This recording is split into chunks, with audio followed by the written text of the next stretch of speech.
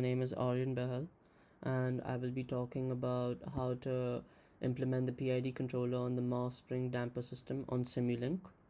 So, first, what we're going to do is we're going to take, for example, the acceleration of, let's say, a car. So, if we want to, from the acceleration, get the distance covered by the car, we have to integrate it to first get the velocity. So, I'm just going to implement an integrator here. So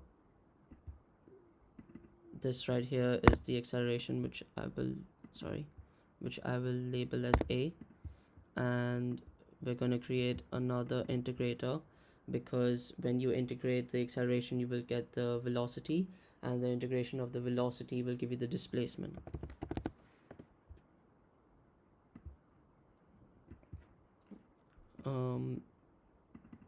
So this is the displacement. So let's just take it as acceleration, and this is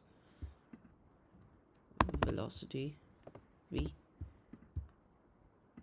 And just to see the output, I'm gonna also add a scope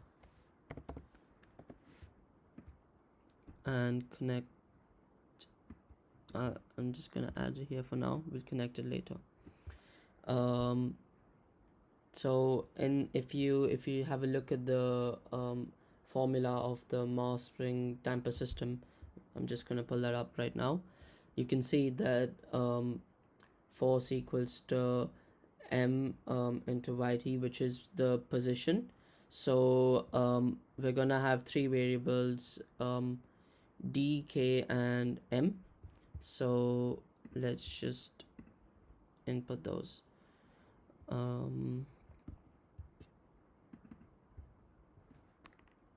So we're gonna add a gain to implement the variable. So we're gonna name one gain as d. Okay, we're gonna name another gain as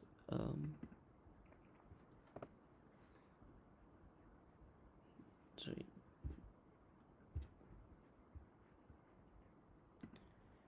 so we're gonna name another one as k. Sorry, I just had to go back and check the variable names. And the last one is, as you can see in the formula over here, it's everything's divided by 1 by m. So we're just gonna take it as 1 by m as the variable in the gain. Sorry, the variable will be m, but in the gain we're gonna write it as 1 by m. So 1 by m, and just increase the size of this. Yep, there we go. So we've got our three variables for the formula of how the system is going to work and how we'll get the output from the input. So our input is going to be a sine wave. So I'm just going to add that as the input. That's our input. And what I'm going to do now is just basically add all the errors and the variables of dk and 1 over m. I'm gonna create an add function so that we can add all of the variables and hence eliminate the errors. So we're gonna add 3 signs. Got all the variables in the gains, and we've got our source, and we've got the function, and we've got the integrators. We're now gonna connect it. So I'm gonna connect the integrator to the scope, which will be our output, and I'm just gonna increase the size of this, and I'm gonna connect this to the integrator. There we go. And sorry, just a sec. Obviously we need to have the PID controller in order to control manipulate our inputs. So just gonna add that here, and I'll connect the sine wave to the PID controller, and the PID controller will hence connect over here, and this input here is going to be the force. So I'm going to create an annotation which is F. As I was saying, we've got the variables, we've got the add function right here, and now we just need to connect them so that they can go through the PID controller, and obviously they are it will be the force minus the other two variables, which will be D and K. So to connect them, first we're going to connect, since as you can see in the formula, which I'll just pull up right here, everything is divided by 1 over m. So that means that 1 over m will come after the it's going to come after the addition function, and we're just going to create two connections here. Sorry.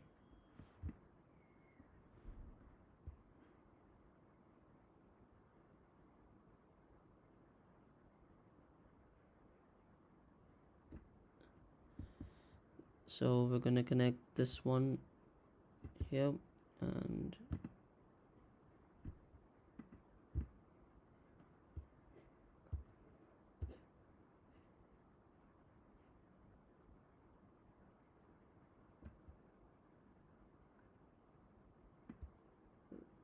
yep, there we go.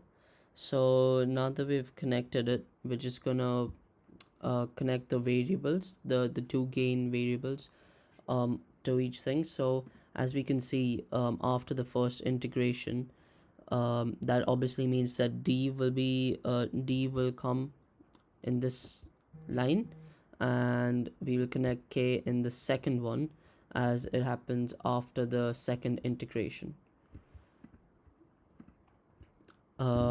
So now that we've connected the PID, we've connected all our variables, we've divided them all by 1 by m, we've got our integrators and our scope. There's only one thing remaining, which is connecting the sine wave and all of the variables with the PID, such that we can eliminate any errors from our system. So I'm just gonna add another add function right here, and for now I'm just gonna remove this, gonna add the sine as one, and the second input into this, sorry, this will be a plus minus, so we're gonna subtract it. So for the second one, I'm just gonna connect right here from right before the output, as that's where all the variable errors will be. Just gonna take it here and connect it, and then connect this to the PID.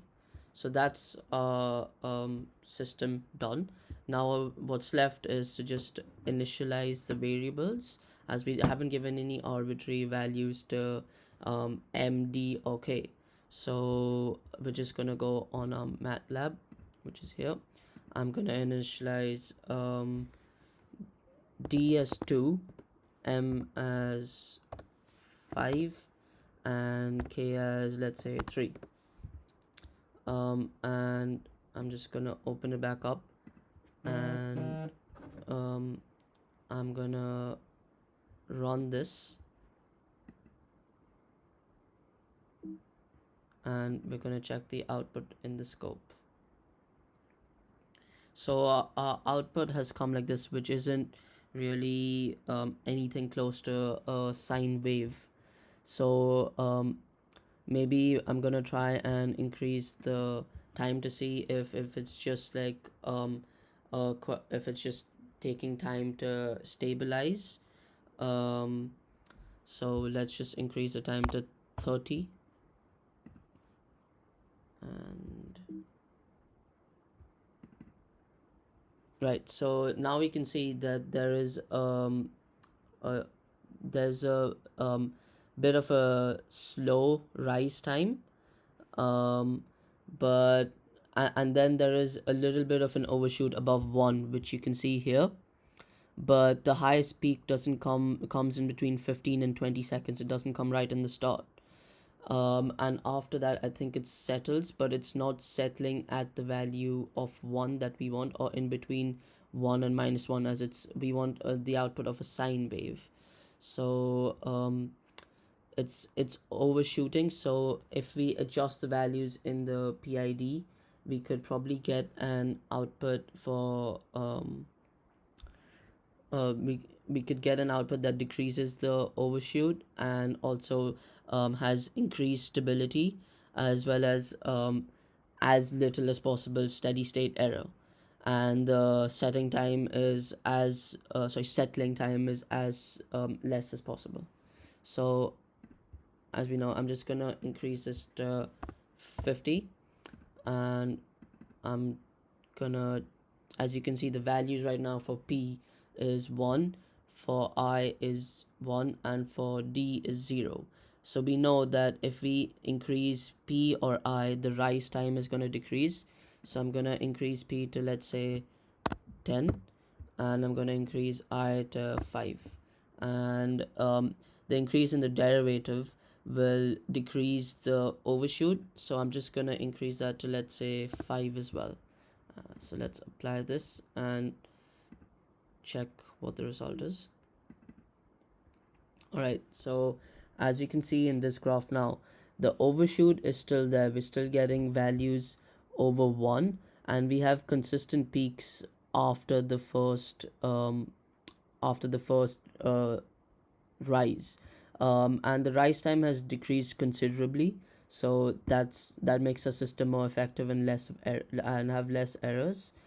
It is also more stable, as we can see, because there's no, as you can see, the after the first rise, the peaks are almost at similar heights and intervals. So as you can see, there's a consistent period as well, so that shows it's a periodic function. But it's still, I think the problem in this is that it's still overshooting the value. So let's just go and change the values, and maybe we don't need such a big stop time.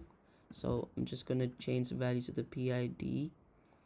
So we've already decreased the rise time, and the P will if we increase P, it will change the settling time and decrease the steady state error. So I'm gonna change that to 100. The integral, I think we can keep it at 5, because it doesn't it won't affect as much as the P, because we've already increased the P. And we're gonna increase the derivative to 10, as that decreases the overshoot. So I'm just gonna run that. There we go. So now we've got consistent values between 1 and -1. There is very little overshoot. You can see on this peak over here, it kind of overshoots a little bit, but there's consistent periods, and there's as little overshoot as compared to the previous graph. And we can also see that there's a very small rise time, which is decreased as we increase the value for for P. And the settling time is not long either, and there's lots of stability and less steady state errors. So this is a good example of what our output should look like. But I have done this by manually tuning the PID,